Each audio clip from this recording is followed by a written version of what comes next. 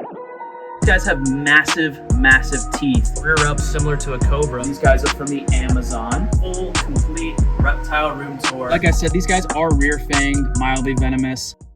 What's going on, guys? Hope you guys are doing well. Welcome back to the channel. First and foremost, I'd like to thank you guys so much for 1,500 subscribers. Really means the world to me. I really wouldn't think that many people would like my videos, but here we are. Thank you guys so much, and to give a nice special thank you to you guys, we're gonna be doing a full, complete reptile room tour of my personal collection. Now, I've made a ton of videos at other people's places, but I've never really shown off my own. So I've got probably around 40 something animals. I'm not gonna lie, I really haven't taken the time to count everything. I do also have animals that come and go from this room, belong to friends of mine for breeding purposes, and I'm also buying, selling, and trading animals. Today, we're gonna go ahead and show off everything I've got going on here. I've got a ton of different plants. I've got snakes, lizards, frogs, spiders, you name it. We're gonna go ahead and we're gonna show everything to you guys today. Start right down here. So right here is my female Aru locality green tree python, also known as Morelia viridis. Check her out. Look at those beautiful green and blue markings. Absolutely gorgeous. Now, green tree pythons are not exactly the most handleable animals in the world. They pretty much just kind of sit and do this all day. This girl has been with me since October of 2024. Very defensive, typical of green tree pythons. And I'll try and give an example of that. Hopefully she doesn't nail me here. Let's see if we can get her to pop her head on out. All right, here's a better look at this beautiful snake. As you can see, she is quite defensive, and she is not afraid to pop me. Luckily, she hasn't gotten me yet, because these guys have massive teeth, and I'll try and show an example of that up on the screen here. This girl still needs a name. I have not named her just yet. Now, this girl, she lives in a 2x3x2 PVC enclosure. I have a nice little UVB light mounted up there, along with a nice heat panel and big water bowl, and she just kind of sits on her perches all day. Absolutely gorgeous snake, one of my favorites.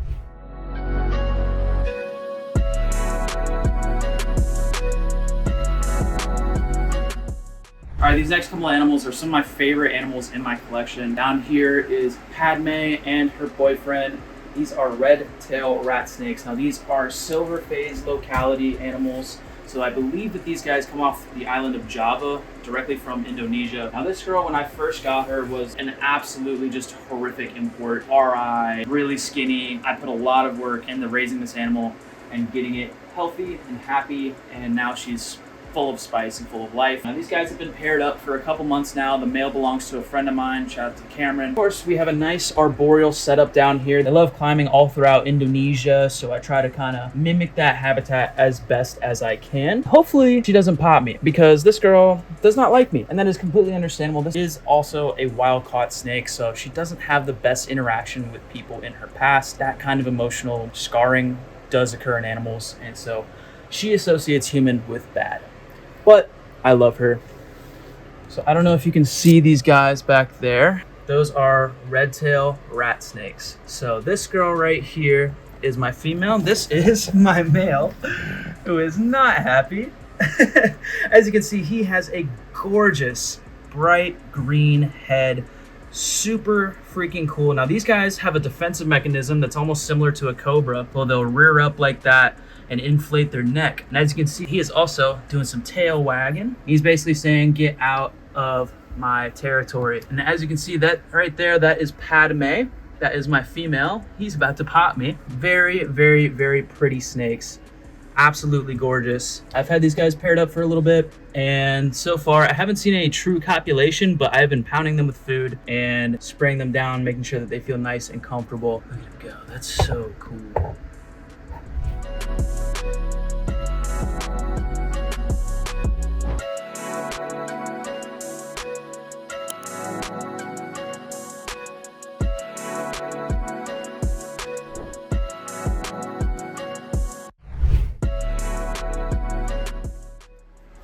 Alrighty, y'all, and the next animal in my collection, this is Miss Mav. Maverick is a bearded dragon, and I have had her for probably about 9 years now. So she is an old girl. I love her to death. So Mav here has a very interesting story. So this girl was actually found wandering around in the woods near where I live by a friend of mine in high school. Somebody had let go about an adult-sized bearded dragon. She was about 16 inches when she was found outside, and she has grown quite a bit. Yeah, she was just roaming around outside in the North Carolina wilderness. As you guys may know, bearded dragons are from Australia, so this climate, absolutely not ideal for this species of lizard. So I took her in, and she has been one of my absolute best friends ever since. Now, she's getting older. I've had her for about 9 years now. So she's starting to slow down. She's starting to build up a little bit of fat reserve, and she does have like a little bit of kidney issues, which I've been trying to solve holistically. You can see she's starting to get some deflation in her fat sacs here and just starting to slow down, but I absolutely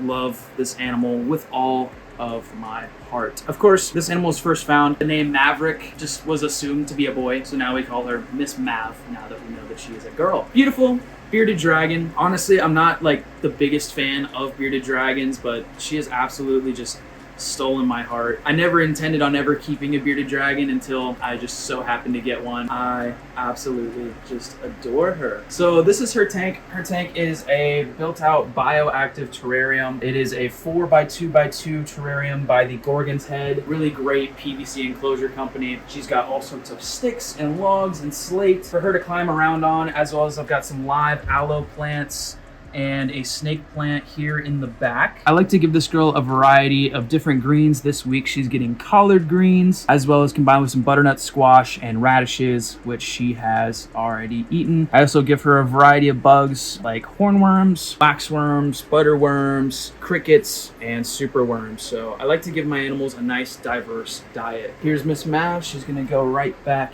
into her enclosure and dig around and whatnot. All right, now this next animal, this is Poseidon. Poseidon is a high orange Brazilian rainbow boa. I believe he is under his hut. There he is. Now Poseidon I've had since 2019. I got him as a full-grown adult proven breeder male Brazilian rainbow boa. Here he is. He is a big boy.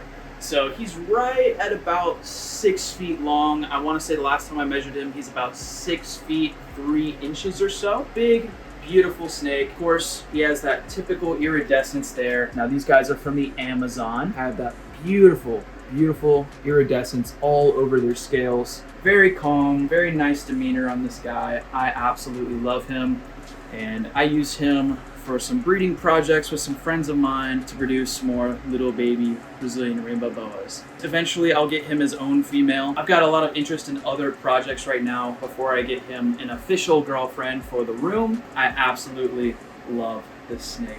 Poseidon lives in a 4x2x1 PVC enclosure by Animal Plastics. Nice and tropical, like he would be in the Amazon rainforest. Large water bowl, because these are a very high humidity requiring species. We'll go ahead and put him back. Such a cool animal. All right, next up is Rupert. This guy means a lot to me. I have had him for 11 years now. He lives in this nice 4x2x1 boa master, I think, or boa file enclosure. So this is Rupert. Rupert is a classic normal ball python, or Python regius, also known as a royal python. Now, nothing really too special about him. He was a captive bred 2011 animal, so he's a bit of an old guy. You can't just not keep a ball python. You know, they're so easy to keep. They're very, very gentle animals. They don't get huge, but they're impressive enough to somebody who's not experienced with snakes. I think that it's really, really cool. And he's also very docile. I use him for a lot of my educational shows when I go to different schools. Very easily handleable. Now these guys are from Africa. I try to keep a little bit of a larger water bowl in there because a lot of people don't recognize the fact that these guys do need a little bit of a humidity boost. In the wild, these guys are found in termite mounds. And one thing that I really pride myself on is I try to make sure that my animals get naturalistic conditions. When I got him, he was in a little bit of a rough little situation. One of my sister's friends had gotten him, went off to college, and his mom was taking care of him, and his mom was afraid of snakes. And so he really didn't get too much attention in that regard. So I took him in, and he's been with me ever since. Can't go wrong with a good old ball python.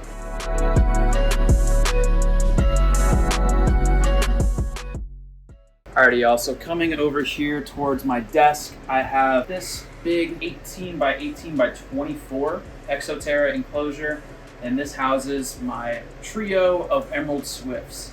So emerald swifts are a really cool little lizard. They're related to like the eastern swifts that you'll find out here along the east coast in the United States. However, these guys are a Central American species, and the males of this species get a bright, beautiful emerald green with blue undertones on their belly when it's breeding season. I have one male and two females. These are a breeding group, but I think they're really underrated in the reptile keeping hobby. They're live bearers, so rather than most swifts laying eggs, these guys are actually live bearing species. You can see that is one female right there on the back wall, and then the male and other female are hiding right now. These are a very skittish little species. When you can find them captive bred, they can be really easy to work with. These guys are all wild animals, and with that, they're quite skittish. So I like to feed these guys a nice variety of different insects like crickets, dubia roaches, black soldier fly larvae, waxworms, the occasional hornworm every now and again. I really do like to give my animals a lot of enrichment and a lot of variety in their diet. Now these guys are in a bioactive enclosure, basically access a lot of different climbing areas and regulate their temperature. Up here I have a solar glow heat lamp as well as a nice plant UVB to make sure that all the plants and these guys get all the lighting that they need.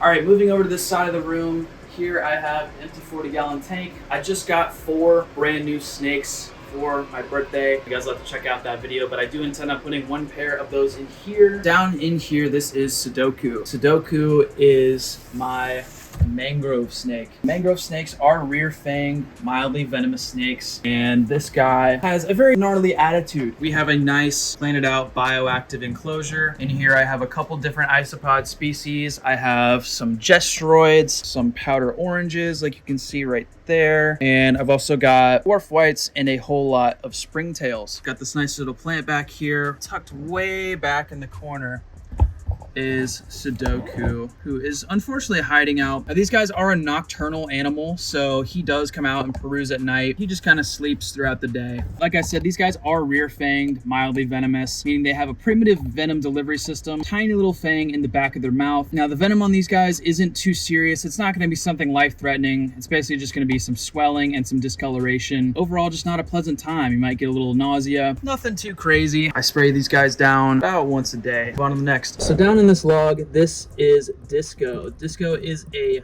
northern white-lipped python, also known as a D'Albert's python. Now this guy is really gorgeous when he's not tucked up into this log. He's unfortunately got a really nasty attitude, but he's a gorgeous animal and I do really enjoy keeping him. And you can see that nice white lip as he comes out right there, hence the name Northern White-Lipped Python. Now, I believe this guy is from Papua New Guinea. They believe him to be about 5 to 6 years old. Absolutely gorgeous. That is Disco, and he lives in this nice, big, beautiful enclosure.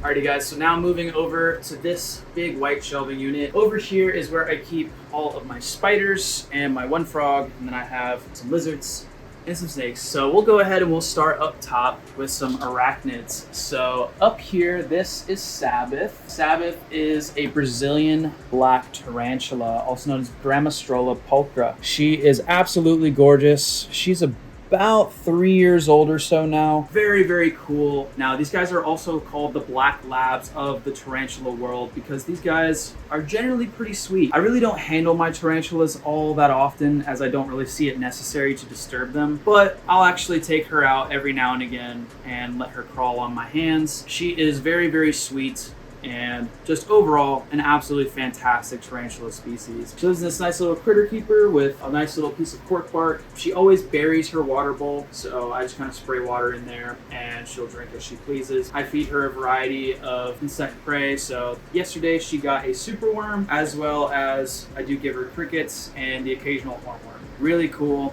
gorgeous spider, one of my absolute favorites. Moving on from Sabbath, this is Gertrude. Gertrude is a Mexican red knee tarantula, also known as Brachypelma emilia. So she also lives in one of these critter keeper totes, and she is just gorgeous. As you can see, those beautiful red knees, very iconic tarantula species. Now I do have 2 of these species. This was rehomed to me by a friend of mine, and she's been doing great in my care. I've had her for 2.5, maybe 3 years now, and I absolutely love her.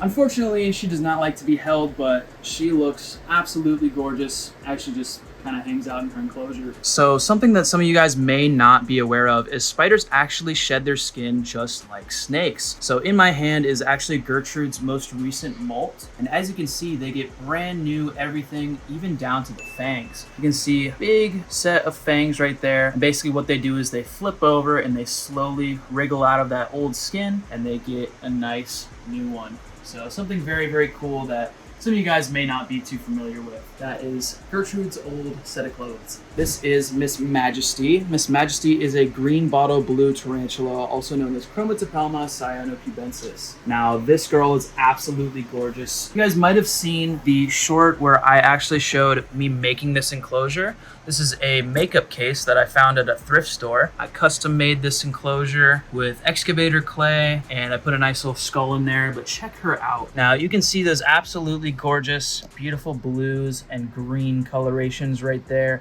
That nice orange abdomen, super beautiful tarantula species. Now this girl is an absolute powerhouse when it comes to eating basically anything I drop in there. She automatically just pounces on it, and she has webbed up this entire enclosure. I've got a nice little burrow for her down there that I made with the excavator clay, and nice little water bowl and a skull, and yeah, she sits nice, fat, and happy in here. Alrighty guys, so the next animal, this is Hexbug, the Florida blue centipede. Now this girl was actually gifted to me by a friend of mine. Thank you, Mr. Adrian, for this. Now, however, we're not gonna be able to see her because she is actually down under here in this chamber. She is actually wrapped around a bunch of eggs right now. So these eggs are gonna hatch out into a bunch of little tiny Florida blue centipedes. And centipedes are actually fantastic mothers to their babies. She'll raise these centipedes up until they're probably about that long, and then they'll kind of disperse from the mother, and I'll have these guys available. If you want one, just go ahead and DM me on Instagram at Jack's Wild World. We can get you hooked up with one of these when she has these nice little babies. She is ordinarily a beautiful blue centipede. I'm normally not a big centipede keeper. She was gifted to me and I really enjoy keeping her, and I'm very, very, very excited to see these babies. All right, so the last arachnid on this list is Miss Emilia. Now this is my original tarantula, another Mexican red-legged tarantula. Now she is in a custom-made Exoterra enclosure. I made this also with excavator clay, and she has done quite a bit of remodeling. There used to be some live plants, little succulents in here that she has just dug up and destroyed, so she's a little bit of a rambunctious little tarantula, but I still love her nonetheless. She's got a nice little Aztec water bowl, nice little skull that she climbs around on. She is overall a very, very cool little tarantula. Neighboring over to her, I used to have some little African reed frogs in here, but unfortunately I do not have those anymore. Here is my only frog that I have left. Down here is Chubbs. Chubbs is a painted bullfrog, also known as a chubby frog. Here he is. We'll actually take out his water bowl here. He lives in this bioactive 12 by 12 by 12 Exoterra enclosure. So chubby frogs, they pretty much just kind of sit in the dirt all day and don't really do all that much, but they're really cool. I grew up keeping these frogs, and I saw them at an expo. I just kind of had to grab them and relive some good old childhood memories keeping this species. So he'll actually get in this pond and he'll actually start calling. So I may end up getting some more of these guys just so I can breed this species and we can have some more captive bred individuals. Here's his nice little enclosure. He's got this nice calathea plant and a little piece of cork and this nice little pond here that he's sitting under. That is Chubbs, the chubby frog. Alright guys, so this next animal, this is Clyde, my Crested Gecko. Now I have had Clyde for about 9 years now, and I got him as a full-grown adult breeding pair of geckos. This is the male. I did have a female named Bonnie who passed several years ago from old age. You can tell he's starting to get some age by his little cataract here. He is unfortunately blind in one eye. He lives in this nice bioactive bin. He eats on Pangea Crested Gecko diet, and you can see he's absolutely adorable. Crested geckos are also one of the most popular pet lizards that you can keep here. You can see why. They're absolutely adorable. They feel really, really cool. And luckily this guy has never dropped his tail, which is very cool because of course with crested geckos, they don't regrow their tail. He used to be a breeder male crested gecko, and now he just kind of hangs out in this bioactive bin and lives out the rest of his days. All right, next up, right beside Clyde, this is Beethoven. Beethoven is my Amazon tree boa, who I have also had for quite a while. Usually Amazon tree boas are known for having kind of a gnarly attitude, and fortunately for me, this girl is quite a sweet animal. I'm gonna just kind of poke her with her little vine, let her know that I'm here and she's not getting fed, and then we'll go ahead and take her on out. Now, ordinarily, a lot of Amazon tree boas that come in wild caught, they got quite a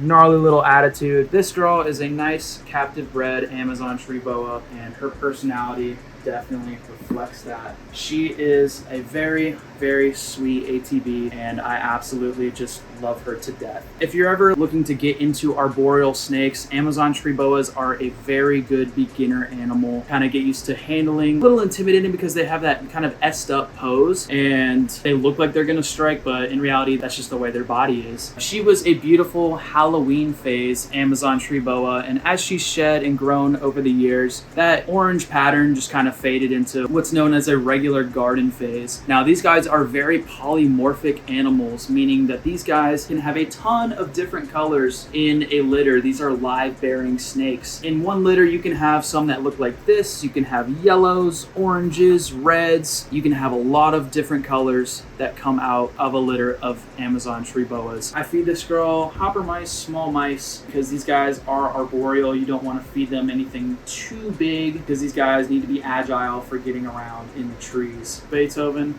my female Amazon tree boa. All right, so next up, we're gonna start here in this middle enclosure here on this big shelf. This is Otto. She is an African fire skink. I love this skink so much. This is a captive born Togo locality animal, and let's see if we can get her to come on up. So I like to have all of my lizards what is known as tap trained. So I take my tongs right here and I tap to let the animal know that food is coming. And let's see, usually she's under her water bowl, and there she is. So these guys are heavily fossorial species of lizard. She dug an entire network of tunnels around this enclosure, and as you can see, they are absolutely gorgeous. They have this nice tan upper, and you can see there on the sides, really nice high red and black patterning. Here is Otto. She is in the middle of shedding her skin, so we're gonna let her get back to it. Captive born African fire skink. Very underrated lizards, in my opinion, in the reptile hobby. So much personality. I just absolutely adore her. So up top here, I have a group of 3 corn snakes. So I have my male, and I have 2 females right here.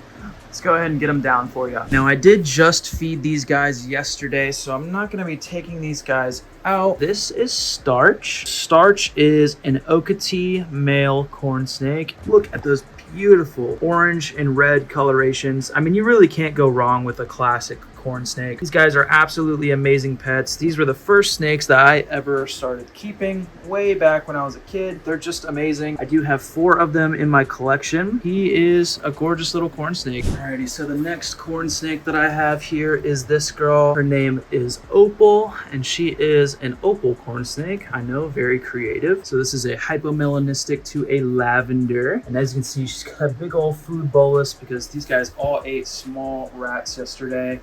Very cool looking snake. She almost has little purple undertones, which is really nice. I've had her for, I guess, 12 years now or so. She has produced a couple of clutches of eggs for me. Despite her being 12 years old, she's a rather small corn snake. The guy that I got her from was breeding these guys at only about 18 months of age, and she is probably about 3.5 feet. Despite her being a little small, it doesn't affect her health whatsoever. She's still a very healthy snake. Even though these guys are in bins, I try to keep them nice and naturalistically set up. So this next corn snake, this is Maple. Maple is a caramel corn snake, and she's also a corn snake with a bit of an attitude. So she doesn't really bite. She throws little hissy fits, which is kind of funny. And she's still quite skinny. She laid quite a large clutch of eggs this year, so she's still recovering from that. She ate a nice small rat yesterday. Now this is a caramel corn snake. Just kind of gives that nice brownish orange blotches on a nice kind of grayscale background. Does not like to be handled, so I'll go ahead,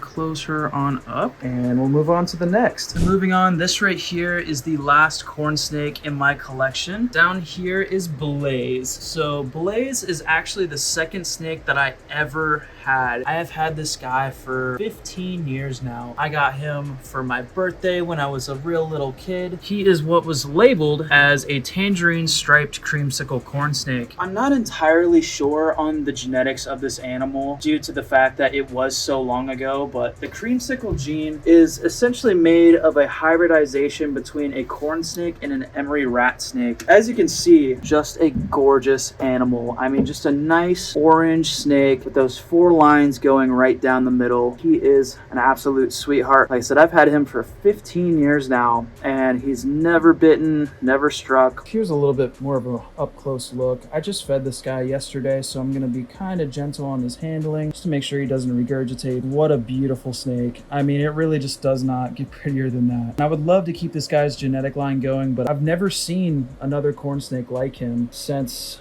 I really got him all those years ago. He's absolutely just a beautiful animal. Alrighty guys, so the last enclosure here on the shelf is this nice front opening 40-gallon Exoterra. In here, I have an Eastern king snake named 2 Chains. This guy was given to me to be used for educational purposes. I try to keep his tank nice and naturalistic. Unfortunately, he likes to get under there and get behind this background, so I'm gonna have to take you guys back here. So right back there, that is 2 Chains. He likes to get behind his background because it makes him feel nice and secure. There he is. He is a standard, regular Eastern king snake. I use this guy because he is a great example. Not really much else to say about him. So these next 2 snakes are going to be the last snakes that I show you today, and these guys live in a rack system that is in the other room. So in here I have 2 Kenyan sand boas. I'm gonna give you 5 seconds to see if you can spot one.